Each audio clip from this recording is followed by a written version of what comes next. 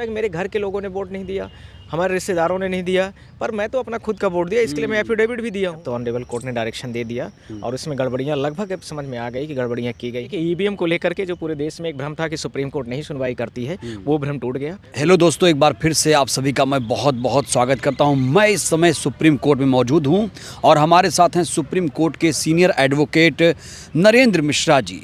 खबर आ रही है कि राजस्थान, मध्य प्रदेश, छत्तीसगढ़ सरकार पर तलवार लटकी हुई है। सरकार कभी भी गिर सकती है, ऐसी खबर सामने आ रही है, क्योंकि जो लड़ाई नरेंद्र मिश्रा जी लड़ रहे थे उसमें अब जीत होती हुई नज़र आ रही है। ऐसा जो आप लोग केस लड़ रहे थे उसमें कितनी जीत मिलती हुई नज़र आ रही है? पहले तो आपके माध्यम से सारे यूट्यूबर्स, सोशल मीडियाज़ के वो सबको मैं बहुत बहुत थैंक यू देता हूँ, जिसने इस लड़ाई में भारत देश की जनता के साथ 140 करोड़ की आबादी की जो जनता है उसके इश्यूज़ को लेकर के उठाया। आप लोगों ने यह साबित किया कि democracy for the people, by the people end of the people है। जबकि कुछ लोग जो है तो स्पेशलिस्ट मीडियाज़ के जो टॉप ब्रांड से उन लोगों ने by the political persons, for the political person, of the political person करके किया था। इसके साथ में मैं भारत देश की सारी जनता को भी नमन करता हूं, नमस्कार करता हूं। आप लोगों के लिए डेमोक्रेसी है और डेमोक्रेसी की लगभग बहुत कुछ जीत हो चुकी है। जिस तरह से अभी तक ये मुद्दा चल रहा था कि ईवीएम और बहुत सारे इश्यूज़ को लेकर के जो पेंडिंग कंप्लेंट हैं वो नहीं डिसाइड की जाएंगी और कोर्ट उसमें कोई सुनवाई नहीं करता है, पर ये पूरा तथ्य पूरा के तरीके से गलत था। और कल से CJI honourable justice honourable Khanna जो हमारे next chief justice of India हैं, उन्होंने इस बात को हमें डायरेक्शन दे दिया है कि हाई कोर्ट जो मध्य प्रदेश, छत्तीसगढ़ से संबंधित मैटर हैं उनकी सुनवाई करेगा और उनको बाउंड भी कर दिया है कि आप इतने दिनों के अंदर में इन सारे मैटरों को कंक्लूड करें। और इसके साथ में 230 विधायक विधानसभा कैंडिडेट जो किसी भी पार्टी के हो सकते हैं, ध्यान रखना, मध्य प्रदेश के इंडिपेंडेंट भी हो सकते हैं उसमें, और वोटर्स जो हैं वो हैं। इसके साथ में ऐसे ही छत्तीसगढ़ के 90 हैं, उनमें कैंडिडेट्स भी हो सकते हैं किसी पार्टी विशेष के, और या फिर जो है तो इंडिपेंडेंट जो निर्दलीय कैंडिडेट होते हैं वो भी हो सकते हैं।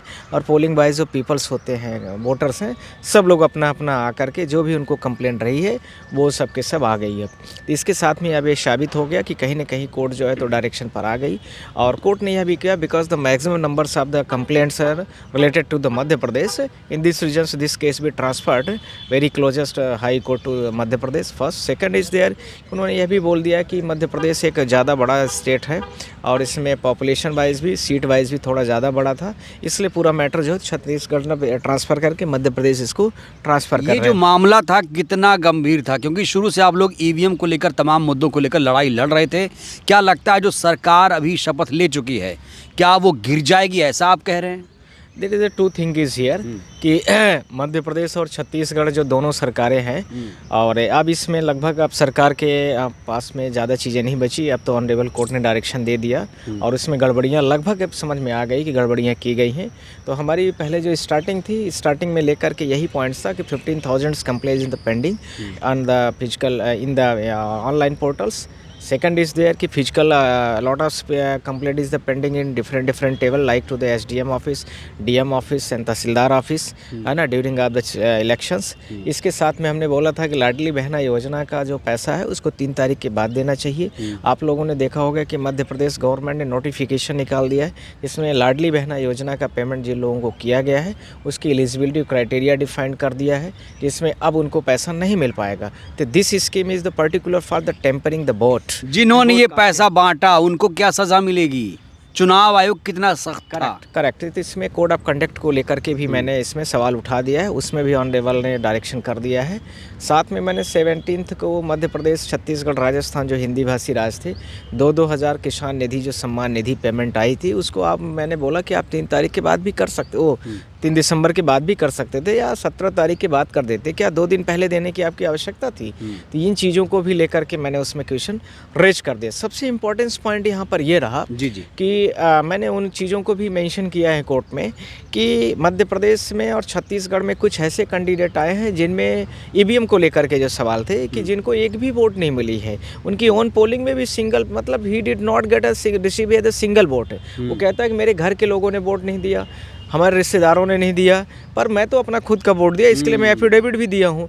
तो ये नहीं होना चाहिए। दूसरा, बहुत सारे एग्जाम्पल। सर, ये जो आरोप है ये बहुत गंभीर आरोप है, इस पर आपके क्या ख्यालात हैं? क्या वाकई ऐसा हो सकता है? मैंने इसके माध्यम से मिंट की भी रिपोर्ट लगाया हूँ। मिंट ने बहुत बड़ी 2019 में रिपोर्ट छापी थी। बहुत सारे lot of contesting candidate did not receive a single vote in Punjab, Haryana. इसके साथ में पंजाब में भी के अलावा पंचायत में यूपी में बहुत सारे ऐसे उदाहरण हमें आए थे।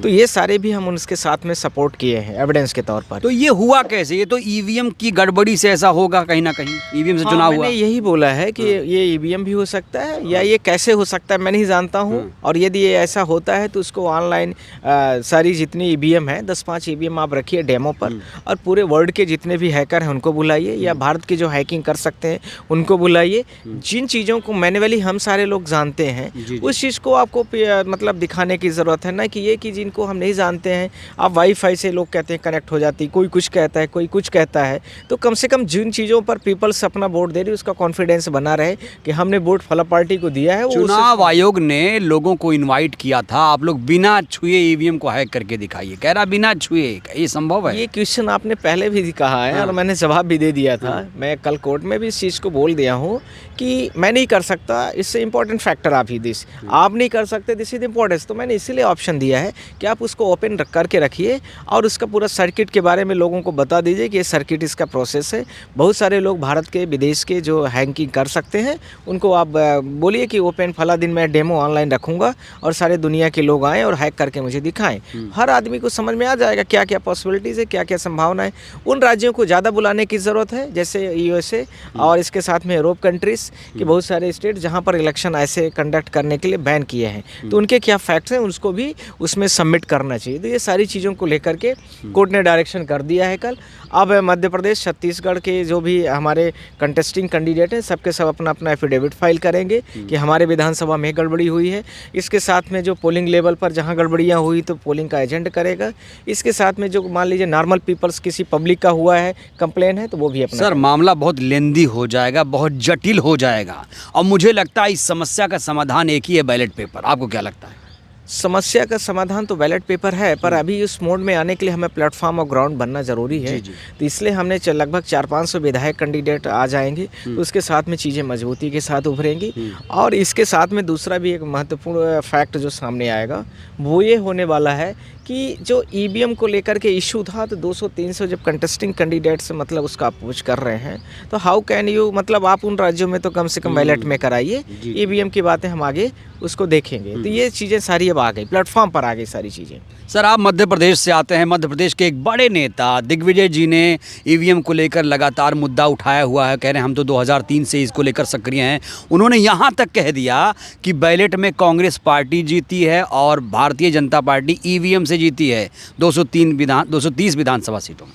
देखिए दिग्विजय साहब ने जो कहा होगा वो no doubt is very intelligent. Tweet किया है सर। हाँ वो तो बहुत टेक्निकल बैकग्राउंड के लोग हैं और उनको काफ़ी नॉलेज है। हमें भी उतना नॉलेज नहीं ईवीएम के बारे में, तो ज़्यादा बेहतर तो वही बता सकते हैं। और वो जो कह रहे हैं नेताओं में वो आवाज़ उठा रहे हैं तो मुझे लगता है कि अच्छी आवाज़ है और विपक्ष की भी पार्टियों से भी ऐसा करना चाहिए। इस समय पर तो इलेक्शन कमीशन और बीजेपी के अलावा तो मुझे नहीं लग रहा है कोई भी देश की पार्टी जो अपोजिट की है वो कोई भी कहती हुई नज़र आ रही है कि आप ईवीएम के अलावा बैलेट में पेपर में करिए न कि ईवीएम में करिए। तो आप इस चीज़ को भी मानिए। इसके साथ में आप लोग सारी चीज़ों को लेकर के मैं यह भी कहूँगा कि आप लोग ट्रस्ट रखिए। 140 करोड़ की जनता जो है वो भी ट्रस्ट रखे और भारत देश में अब चुनाव जो होना है बहुत जल्दी 3 राज्यों का तो मामला। सवाल सर, धैर्य कब तक रखे जनता? इसने कोर्ट ने बाउंड कर दिया है ना, 1 से 2 महीने के अंदर में इनको पूरा प्रॉपर करना है। इसमें थोड़ा सा मिस्टेकली भी है, हमने थोड़ा बहुत प्रॉपर नहीं सुना है, पर 2 या 1 महीना कुछ बोला है, बाउंड कर दिया है कोर्ट को कि जितने मैटर हैं आप उसको पूरा सुनिए। और या तो इसमें डेली सुनवाई अब शुरू होगी या तो फिर जैसा होगा तो मामला का कंक्लूजन जल्दी आएगा।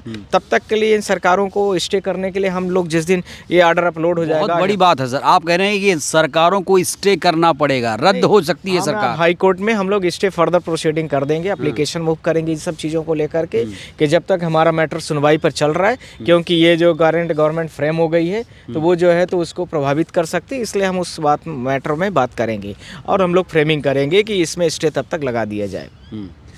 तो सर कुल मिलाकर अब देश की जनता को आप क्या कहेंगे? क्या अब एक बड़ी न्याय, बहुत बड़ी उम्मीद जो जगी थी लोगों की, वो न्याय फिर से उनको मिलने वाली है। देखिए ईवीएम को लेकर के जो पूरे देश में एक भ्रम था कि सुप्रीम कोर्ट नहीं सुनवाई करती है, वो भ्रम टूट गया। दूसरा, मैंने ये आप लोगों को हमेशा ब्रीफ किया है, पर कोर्ट ने कल यह बोला कि mister counsels the entire thing has been over, सारा चुनाव तो अब खत्म हो गया, तब आप आए हैं। तब मुझे बोलना पड़ा कि lordship this is the not as such matter is there कि already is this during of the election counting I already gave the letter petition before the chief justice of India.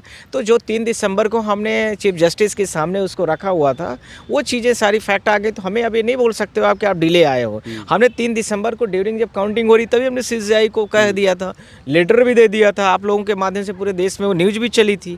तो जब आप लोगों ने किया तो उन्होंने आपसे कहा कि आप लोग देरी से आए, ऐसा कहा? तो मैंने उसका जवाब दे दिया है। तो बोला आई नो इंटायर थिंग्स। तो मैं बोला लॉर्डशिप मेंशन दिस मैटर कि I am late, entire thing has been over, तो this is not over. Entire thing मुझे लगता है देश में सबसे सक्रिय अब नरेंद्र मिश्रा जी हो गए इस पूरे मामले को लेकर। ऐसा नहीं कह सकता। भारत देश की जनता और 140 करोड़ की जनता, सोशल मीडिया और प्रिंट मीडिया, जो हमारे भारत देश की पूरी जनता है, उन सब लोग सक्रिय है, तभी तो इतने सारे कंप्लेंट आए हैं। वो तो जो पोर्टल में आई हैं वो हैं, जो पोर्टल में नहीं आई फिजिकल बहुत सारी पड़ी हुई हैं। फिर इन्होंने बहुत सारे ब्राउजर्स को अपने बंद कर दिया, कंप्लेंट हो ही नहीं रही थी, तो जनता क्या करे बेचारी। तो उसमें जनता है पूरी, जिसके साथ में वही जो है तो डेमोक्रेसी है, और वही जनता के लिए लड़ रहा है, वही चीज़ें होती हैं, और जनता के लिए ही बेनिफिट्स वाली सरकारें होनी चाहिए जो जनता के हित के लिए काम करें। बहुत बहुत शुक्रिया नरेंद्र मिश्रा सर। तो ये हैं सुप्रीम कोर्ट के सीनियर एडवोकेट नरेंद्र मिश्रा जी, जो इन मुद्दों पर विस्तार से बातचीत कर रहे हैं और बता रहे हैं, खुशखबरी ये दे रहे हैं कि बहुत जल्द फैसला आने वाला है, और यहीं से एक बहुत बड़ा फैसला आपको जल्द ही सुनने को मिल जाएगा। नरेंद्र मिश्रा जी की बातों से आप कितने सहमत हैं? अपनी प्रतिक्रिया आप लोग ज़रूर दीजिए। वीडियो को लाइक करिए, चैनल को सब्सक्राइब करिए, सहयोग करिए, वीडियो को जन जन तक पहुँचाइए। शुक्रिया।